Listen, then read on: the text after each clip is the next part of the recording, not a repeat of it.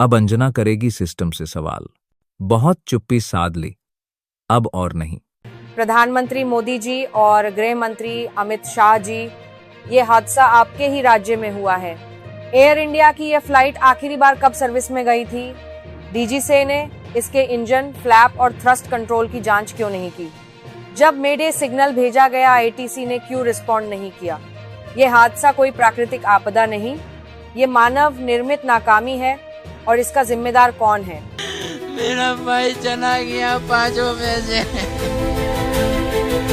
मैं मेरी मम्मी के लिए आई हूँ। मेरी मम्मी कल से नहीं मिल रही है। कल से हम लोग मम्मी को ढूंढ रहे हैं, कुछ भी पता नहीं चल रहा है। मैं आपको 2 करोड़ दूंगी, मेरे पापा मुझे वापस कीजिए। इनमें बच्चे थे, स्टूडेंट्स थे, डॉक्टर थे, विदेशी यात्री थे। ये सिर्फ नाम नहीं, ये हर नाम के पीछे एक जिंदगी थी। एक घर का चिराग बुझा, एक माँ की गोद सूनी हुई, एक परिवार हमेशा के लिए अधूरा रह गया। मोदी जी, अमित शाह जी, क्या आज के भारत में एक इंसान की जान की कोई कीमत नहीं बची? उनकी मौत के बाद जाकर उनसे बात करने से कुछ नहीं होगा। हम सब जानते हैं आप किस वजह से गए थे वहां पर। हर दर्द में एक कहानी है, हर आह में एक कसक है, हर निगाह में एक सवाल है। ड्रीम लाइन बोइंग 7878 अहमदाबाद से अपनी उड़ान के कुछ सेकंड में गिरा तो क्यों? नमस्कार, मैं अंजना ओम कश्यप। आज की ये रिपोर्ट सिर्फ एक हादसे की कहानी नहीं है, ये एक सिस्टम की असफलता की दास्तां है। ये कहानी है उन 274 लोगों की जो शायद आज भी जिंदा होते अगर सिस्टम जिंदा होता। 12 जून 2025 को एयर इंडिया की फ्लाइट AR171 अहमदाबाद एयरपोर्ट से लंदन गेटवे के लिए उड़ान भर रही थी। विमान था बोइंग 787-8 ड्रीम लाइनर, जो आधुनिक और सुरक्षित माने जाते हैं।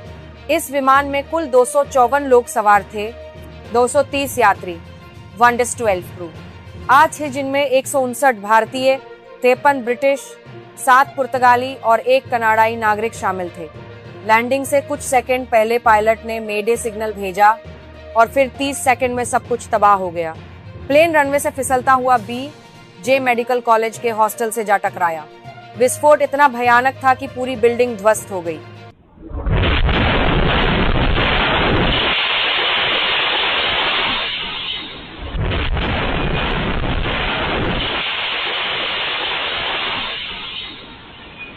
उस बिल्डिंग में बच्चे और डॉक्टर सब मारे गए। इस हादसे में अब तक कुल 274 लोगों की मौत की पुष्टि हो चुकी है। सिर्फ एक शख्स बचा, विश्वास कुमार। तो मैंने ट्राई किया, जब मेरी सीट से वो मेरी बेल्ट निकाला, मैंने वो ट्राई किया जहाँ से निकल सकता वहाँ से, तो मैं निकल गया वहाँ से। टेक ऑफ हुआ ना, तो सडनली 5-10 सेकंड कैसे लगा जैसे स्टक हो गया वो प्लेन। टेक ऑफ ज्यादा करने के लिए वो रेस तो बोलते हैं क्या, रेस दिया होगा ऐसा कुछ, और सीधा स्पीड में ही घुस गया। सब सामने सब हुआ। अपोजिट साइड पे थे ना, वो बिल्डिंग का वो था ना दीवार, तो उधर से कोई शायद नहीं निकल सका होगा। मेरी नजर के सामने ही सब 2 एयर होस्टल वो अंकल आंटी सब उधर ही। बाकी 241 यात्री और 33 बिल्डिंग के अंदर मौजूद लोग मारे गए। अस्पताल के हॉस्टल में मौजूद MBBS स्टूडेंट्स, नर्सिंग स्टाफ और कुछ असिस्टेंट्स जो ड्यूटी पर थे, धीरे धीरे जलते रहे।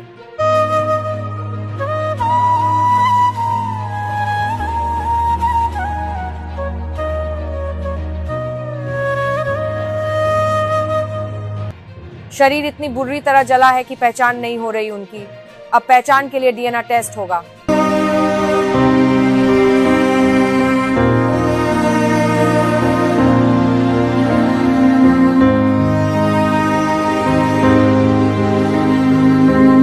$215 परिवारों ने DNA टेस्टिंग के लिए सैंपल दिए हैं। पहचान के लिए एक डिजिटल पोर्टल बनाया जा रहा है।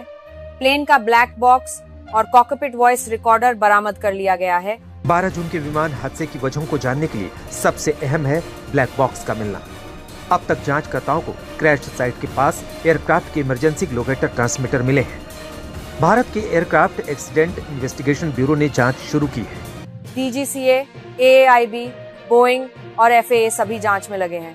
अब तक की जानकारी के अनुसार H प्लेन के फ्लैप ठीक से सेट नहीं थे। आर्मेज विंग थ्रस्ट असमान था।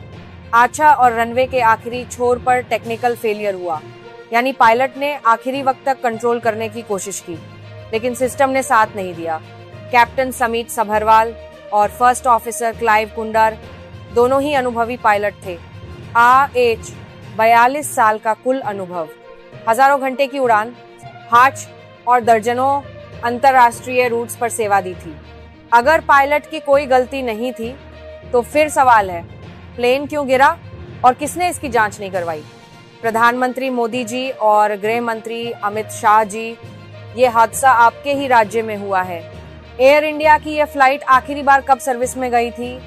डीजीसीए ने इसके इंजन, फ्लैप और थ्रस्ट कंट्रोल की जांच क्यों नहीं की? जब मेडे सिग्नल भेजा गया, आईटीसी ने क्यों रिस्पॉन्ड नहीं किया? ये हादसा कोई प्राकृतिक आपदा नहीं, ये मानव निर्मित नाकामी है। और इसका जिम्मेदार कौन है?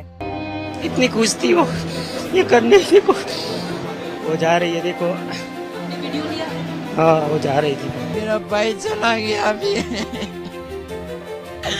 मेरा भाई चला गया 5 बजे। मैं मेरी मम्मी के लिए आई हूँ। मेरी मम्मी कल से नहीं मिल रही है। कल से हम लोग मम्मी को ढूंढ रहे, कुछ भी पता नहीं चल रहा है। मैं आपको 2 करोड़ दूंगी, मेरे पापा मुझे वापस कीजिए। हमारे देश ने 274 लोग खो दिए। इनमें बच्चे थे, स्टूडेंट्स थे, डॉक्टर थे, विदेशी यात्री थे। ये सिर्फ नाम नहीं, ये हर नाम के पीछे एक जिंदगी थी। एक घर का चिराग बुझा, एक माँ की गोद सूनी हुई, एक परिवार हमेशा के लिए अधूरा रह गया। मोदी जी, अमित शाह जी, क्या आज के भारत में एक इंसान की जान की कोई कीमत नहीं बची? उनकी मौत के बाद जाकर उनसे बात करने से कुछ नहीं होगा। हम सब जानते हैं आप किस वजह से गए थे वहां पर। अगर मरने वाले से इतना ही प्यार था तो आप कश्मीर में पहलगाम क्यों नहीं गए उनका हाल पूछने? सच तो ये है कि आप सिर्फ अपना वोट बैंक बचा रहे हो। इंसान के जान की कोई कीमत नहीं है। कभी रेल भगदड़ में इंसान मारा जाता है, कभी कुंभ के मेले में दम घुटता है, कभी चलते रोड पर आग लग जाती है और अब एयरपोर्ट से उड़ान भरते ही मौत मिलती है। क्या हमारी सुरक्षा व्यवस्था गलत हाथों में चली गई है? आज जवाब देने का समय है। देश चुप नहीं बैठेगा, हमें जवाब चाहिए। वैसे आपको क्या लगता है, क्या इस हादसे का कोई जिम्मेदार नहीं? नीचे कमेंट्स में अपनी राय जरूर दें और अगर आप चाहते हैं कि सच की आवाज जिंदा रहे तो इस वीडियो को शेयर करें और हमें सपोर्ट करें। मैं अंजना ओम कश्यप थी, हूँ और रहूंगी आपके सवालों की आवाज बनकर।